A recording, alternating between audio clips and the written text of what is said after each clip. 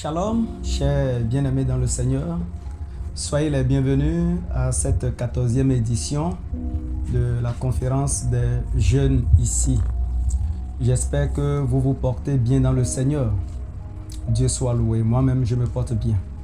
Je suis Ghislain Huntor, docteur en géographie et gestion de l'environnement. J'ai été associé à l'homme de Dieu ce matin pour partager avec vous les secrets pour monter et demeurer au sommet. Je voudrais, avant de commencer, bénir le Seigneur pour la vie de l'homme de Dieu, le pasteur, le révérend Balou, qu'il a mis sur ce lieu pour nous enseigner, pour nous instruire et pour nous mettre sur la voie de Dieu. C'est important. Pasteur, soyez vraiment et richement bénis, vous et votre famille. Je voudrais bénir la vie de tous ceux qui sont venus ici, à compter par moi-même, pour les miracles, les merveilles que le Seigneur est en train de faire en notre faveur. Je voudrais bénir le Seigneur pour tous ceux qui vont entendre nos audios, nos vidéos sur les réseaux sociaux. Soyez richement bénis pour cette grâce que le Seigneur partage à partir de ce lieu. Soyez bénis, vous savez, ce n'est pas facile d'ériger un lieu comme ça pour la gloire de Dieu. Pasteur, pour vos efforts, une fois encore, soyez bénis. Tous ceux qui ont mis la main à la pâte pour que nous puissions bénéficier de ce haut lieu, je voudrais une fois encore demander que le Seigneur leur fasse grâce ce jour. Les grâces sont continuelles et se renouvellent. Que ces grâces se renouvellent pour vous tous, pour vous toutes qui avez mis la main à la pâte, même si c'est 1 franc que vous avez mis pour que l'homme de Dieu puisse bâtir ce merveilleux lieu pour la gloire de Dieu. Soyez richement bénis. Seigneur, merci pour ce que tu fais. Merci pour ce que tu entreprends faire encore davantage pour ce lieu. Bien-aimés dans le Seigneur, vous savez, lorsqu'on parle du sommet, je vais vous donner quelques impressions, quelques éléments de mes savoirs par rapport au sommet, les secrets pour monter et y demeurer. Et après quoi, je vais partager avec vous mes expériences pour que chacun de nous puisse atteindre son sommet et y demeurer pour la gloire de Dieu. Je vais commencer en vous disant que le sommet, c'est un lieu très élevé, un objectif très élevé que chacun désire atteindre. Et lorsque nous atteignons ce niveau, bien lorsque nous atteignons ce milieu-là, chacun peut dire aisément qu'il est à son sommet. Chacun peut dire, moi, quand je vais devenir prophète, quand je vais devenir pasteur, quand je vais devenir bishop, quand je vais devenir apôtre, ça c'est dans l'œuvre du Seigneur. Mais dans les métiers que nous faisons autre que le Seigneur, dans la mission du Seigneur, quelqu'un peut dire quand je vais devenir professeur d'université, ou quand je vais devenir un grand commerçant, un importateur, un exportateur. Un étudiant peut dire, bon, au niveau maîtrise, moi je suis à mon sommet. Chacun doit définir son objectif ou son sommet. Je crois que quand on sera à ce niveau, bien quand l'objectif sera atteint, il peut dire qu'il a atteint son sommet. Voilà un peu ce que je peux rapidement dire par rapport au sommet. Les secrets pour y demeurer ou bien pour atteindre ce sommet, j'ai partagé avec Marcel Della, qui dans son exposé a dit pour atteindre son sommet, il faut définir ce sommet-là.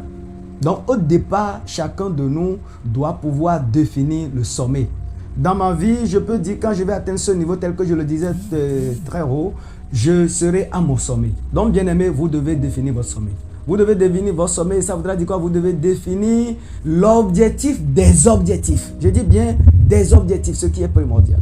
Donc, quand vous allez pouvoir atteindre ce sommet-là, ce niveau-là, vous êtes à votre sommet.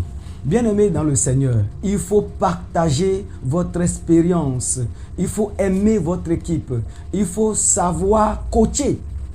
Voilà, c'est les quelques éléments que Marcel, dans ses écrits, a mis sur le net pour atteindre le sommet. Moi, je vais ajouter en nous disant que pour atteindre le sommet, il faut prier. Vous savez, qu'est-ce que nous pouvons faire en tant que chrétiens si nous ne prions pas? Rien, hein? Absolument rien. Il faut prier. Donc, la prière est au début, la prière est au milieu, la prière est à la fin. Et même quand on atteint le sommet, c'est maintenant qu'il faut prier. Bien-aimé dans le Seigneur, vous devez être un homme de prière si vous voulez atteindre un sommet. Si vous voulez évoluer, atteindre le sommet, il faut être un homme de prière. Ça là, c'est la première des choses. Et lorsque vous voulez atteindre le sommet, je vais ajouter qu'il faut être humble. humble. J'ai trouvé un jour dans un document sur le net, quand je fouillais, les 42 ingrédients pour atteindre le sommet. L'auteur disait pour atteindre le sommet, il faut avoir une bonne aptitude. Bien aimé, si vous n'êtes pas humble, la Bible même dit que l'humilité précède la gloire. Or, la gloire, quand quelqu'un atteint sa gloire, c'est qu'il est à son sommet. Bien aimé, vous devez être humble. Je vais m'en arrêter là et partager quelques éléments en fonction du temps qui m'a été accordé, partager mes expériences avec vous. Je crois celui que le Seigneur a choisi et qu'il a mis sur ce lieu, quand il va prendre la parole, il ira dans le fond comme du sujet pour nous montrer plus profondément ce qu'est les secrets et comment y demeurer à son sommet. Bien-aimés, je vais commencer par vous dire qu'en dehors de la prière de l'humilité que je vous ai dit tout à l'heure, il faut aimer son travail. Il faut aimer son travail. Si vous n'aimez pas ce que vous faites, comment vous voulez atteindre le sommet dans ça là? Non. J'ai partagé avec un leader un jour qui me disait, mon frère, si tu veux évoluer, il faut aimer ce que tu fais. Même si c'est petit et que tu l'aimes, Dieu va ouvrir des portes pour toi. Ça là, c'est clair. Nous sommes chrétiens et nous avons cette foi-là. La foi, c'est que même dans petites choses là, Dieu ouvre de grandes portes. La Bible dit que on va donner à celui qui n'en a pas. Et celui qui a le peu là, on va le lui augmenter. Voyez un peu, si vous avez foi que Dieu, notre Dieu, c'est un Dieu de multiplication, le peu que vous avez, Dieu va le multiplier. Bien-aimés dans le Seigneur, j'espère que vous nous suivez. Hein?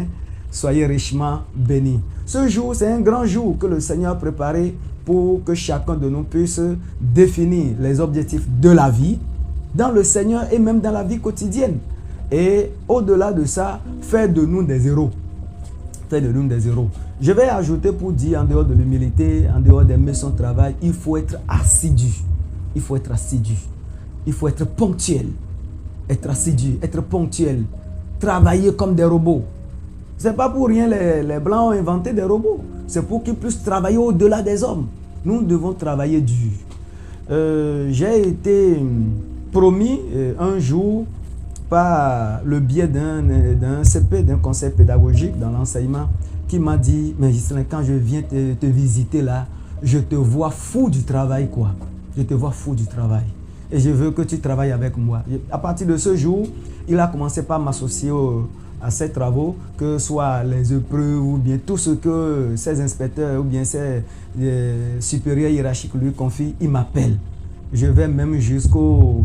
Bon, quand on prend au niveau du bac, un jour, on était à la correction, quand l'inspecteur qui était venu superviser a dit, mais à toi là, comment tu es différent des autres? Donc, bien aimé, en même temps, je vous dis, il faut chercher à vous différencier. De l'équipe dans laquelle vous êtes, il faut chercher à vous différencier.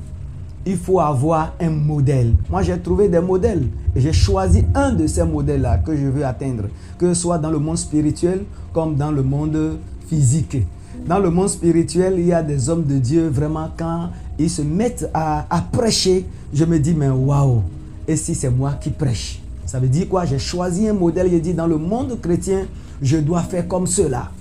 Bien-aimés dans le Seigneur, je voudrais vous dire que l'œuvre du Seigneur, c'est primordial. Chacun de nous doit pouvoir le faire. Et quand nous le faisons, ce que est à nous-mêmes, ce que nous-mêmes nous devons faire, le Seigneur fait réussir ça aisément.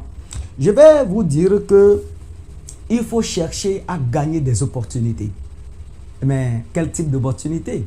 Un jour, mon pasteur, quand j'étais au nord, me disait, mon frère, ce n'est pas toutes les opportunités qui sont bonnes pour le chrétien. Je vais vous dire, il faut chercher à gagner les opportunités, à saisir les opportunités profitables aux chrétiens. Ça là, c'est clair. Il ne faut pas faire comme les autres. Il ne faut pas faire comme les autres. Il faut chercher à imiter Christ dans ces opportunités-là, tout en les saisissant le plus vite possible. Il faut chercher à être le numéro 1. Et si vous êtes dans je vais prendre l'exemple d'une activité économique, par exemple, lorsque vous êtes dans le commerce, il faut chercher à être le numéro 1 dans ce que vous faites, pour être aimé par votre clientèle. Ils vont chercher à venir chez vous ou rien. Il faut chercher des activités que les autres ne font pas. Je vais vous dire, il faut persévérer. Il faut faire de ces difficultés les sources de bénédiction, les sources de croissance. Quand j'étais en thèse, je peux vous dire que ça n'a pas été facile. Il arrive des fois où moi-même et ma famille, nous dormons à jeun parce que j'ai investi l'argent de l'autre côté. Donc, il faut faire des difficultés, des opportunités. Quand vous faites de vos difficultés les opportunités, vous allez atteindre facilement votre sommet. Dieu va mettre devant chacun de nous les bonnes personnes pour que chacun puisse atteindre son sommet. Et je crois que c'est ça Dieu attend, des gens déterminés. Je vais vous dire, j'ai été déterminé, que ce soit dans mon parcours ou bien dans ma vie active, j'ai été déterminé dans ce que je fais. Et quand je commence, plus rien ne m'arrête. Si je suis conscient que ça va rendre gloire à Dieu, ça va honorer le nom de Dieu, je persévère. Je persévère. Je vous dis la vérité, je persévère. Je vous invite ce matin à persévérer dans ce que vous faites. Si l'apprenti ne persévère pas, comment il peut finir brillamment et être honoré par des diplômes ou bien... Non, non, il faut la persévérance. Je crois, Paul l'a dit à Timothée. Paul a dit à Timothée, il faut la persévérance, il faut l'endurance. Donc, je voudrais nous inviter à la lumière de ce que j'ai lu, à la lumière de ce que moi-même j'ai vécu, de mes expériences. Je peux vous dire qu'il faut persévérer. Au-delà de tout ce que je dis, il faut persévérer. Il faut chercher à aller loin. Il ne faut pas faire de sa zone de confort le seul ou bien la seule zone plus rentable qui existe. Un jour, j'ai bénéficié avec la grâce du pasteur, le révérend Balou, d'assister à une conférence que nous avons organisée au niveau de l'église EA2 je crois que c'était à IBB. Et là, le conférencier nous disait, il faut quitter sa zone de confort. Bien-aimés dans le Seigneur, vous devez quitter votre zone de confort. Si ici vous plaisez dedans ou bien dans votre activité, vous pensez que c'est là le seul lieu où vous devez être bien à l'aise, je vous dis que c'est faux. Il faut chercher à aller encore en avant.